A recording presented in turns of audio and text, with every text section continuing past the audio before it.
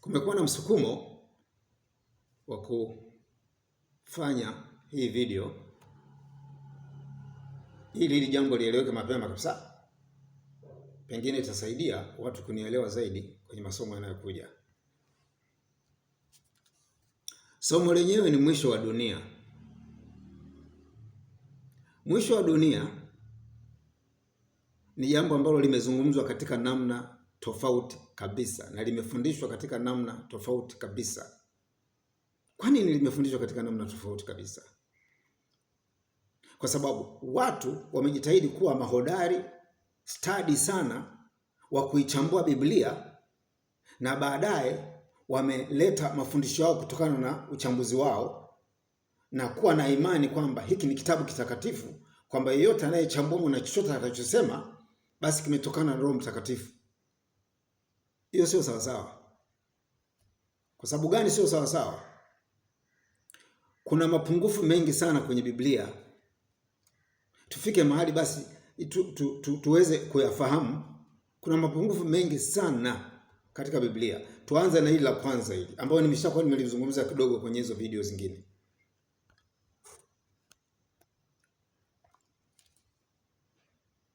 Jina la Kristo sio Yesu wala Jesus kwa Kiingereza. Kristo sio mzungu mwenye macho ya blue, nywele ndefu.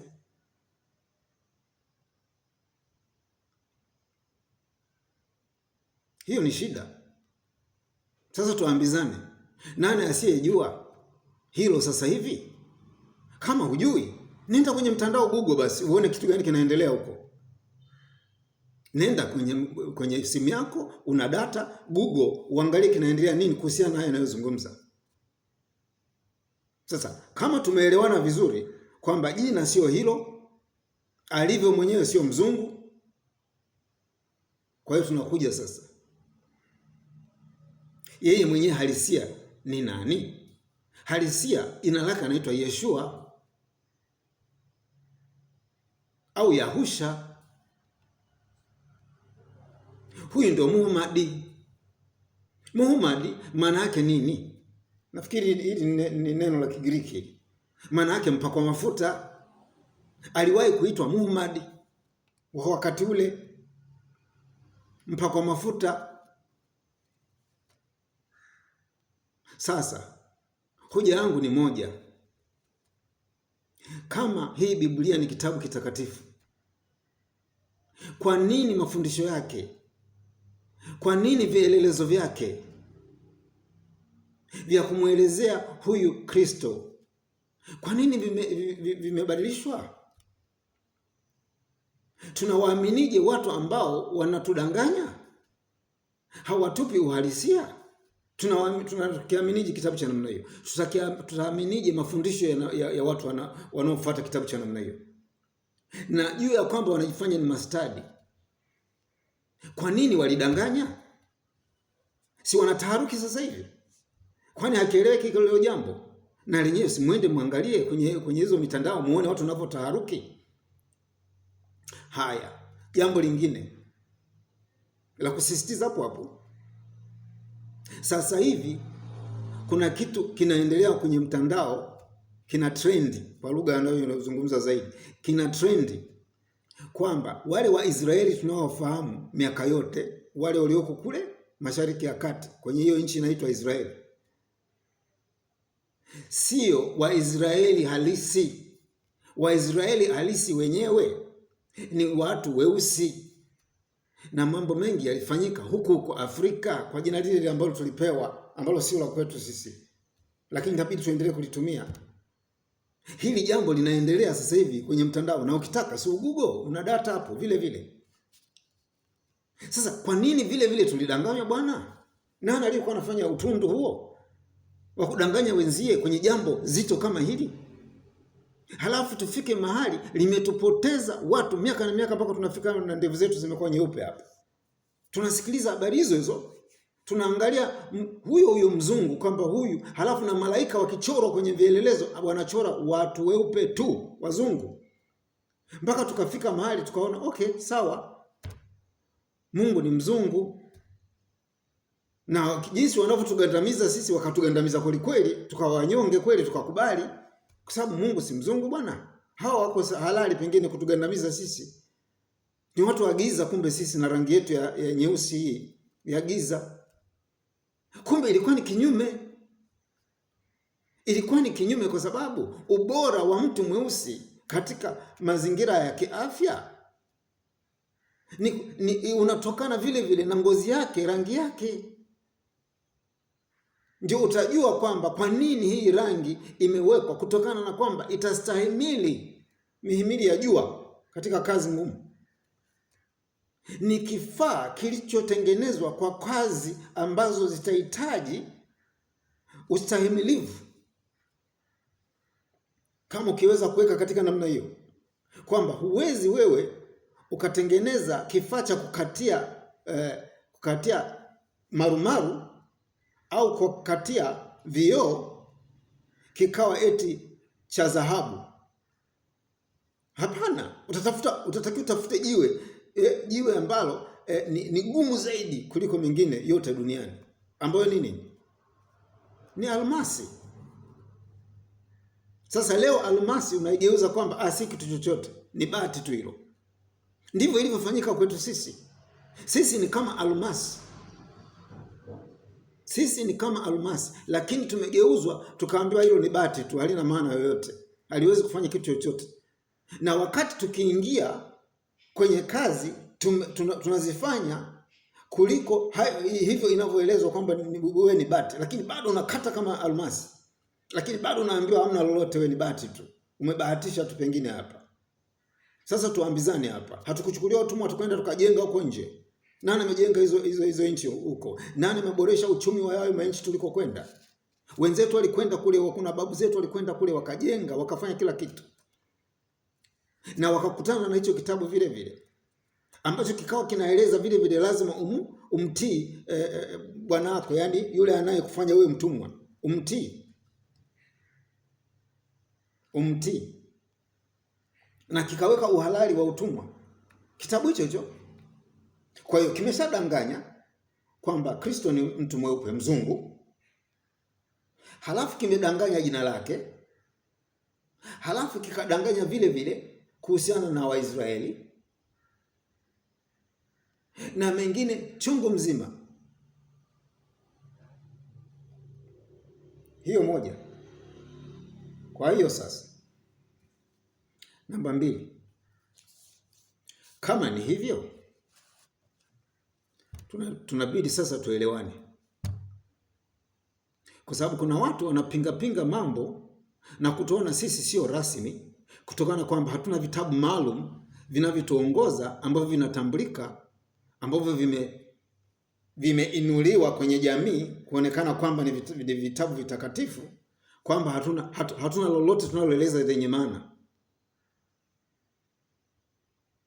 Sasa mimi nataka ajitokeze yeyote yule anayedhani kwamba mimi haya ninayoyazungumza pengine yanatokana kwamba mimi alinisomesha kwenye seminari fulani.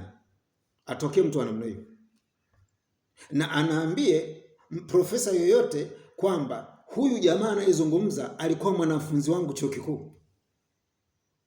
Na atokee mwalimu yoyote ambaye atasema huyu jamaa mimi namfahamu, nilimfundisha darasa la form 5 na form 6, kidato cha 5 na cha 6, atokee. Halafu nataka vile vile ajitokeze mtu vile vile aseme mimi namfahamu huyu bwana, nilikuwa mwalimu wake kutoka form 4 mpaka form 1 mpaka form 4. Atokee. Watakaotokea ni wale watakaosema huyu tulikuwa naye shuleni middle school, na walimu watasema huyu jamaa namkumbuka, alikuwa mwanafunzi wangu middle school. Na wengine watasema huyu alikuwa mwanafunzi wangu shule ya msingi kuanzia darasa la 1 mpaka la 4. Watanambia hivyo. Sasa haya ameyatoa wapi? Halafu watu tukisema tumefunuliwa, mnaleta ubishi. Sasa basi, ngoja tuingie kwenye mada yenyewe kamili, ambayo ni muhimu na hatutakiwi tupotoshane. Mimi sikutaka niizungumze mapema hivi, ilikuwa nimeiweka mbali sana, lakini imelazimika niiweke karibu ili tuelewane, ili hizi video zangu 10 nilizozitupa hewani mzaanze kuzielewa. Mwisho wa dunia. Nini maana yake? Mwisho wa dunia. Siko huko inasema mwisho wa dunia. Kwenye Biblia huko inasema mwisho wa dunia vile vile. Si ndio mnapokuwa kwamba mwisho wa dunia, jamani, tubuni kwa maana ufalme wa Mungu umekaribia. Ambao ufalme wa Mungu mimi nilisema unakaribiaje wakati uko huko ndani yako? Nishasema hayo. Sasa na mwisho wa dunia ni namna gani? Si ndio yamezungumzwa kwenye kitabu huko kwamba Kristo atakuja kama mwizi? Kwa nini alisema kwamba atakuja kama mwizi? Sawa, kuna tarumbeta, lakini alisema kuna tarumbeta itapigwa, lakini kwa nini alisema atakuja kama mwizi?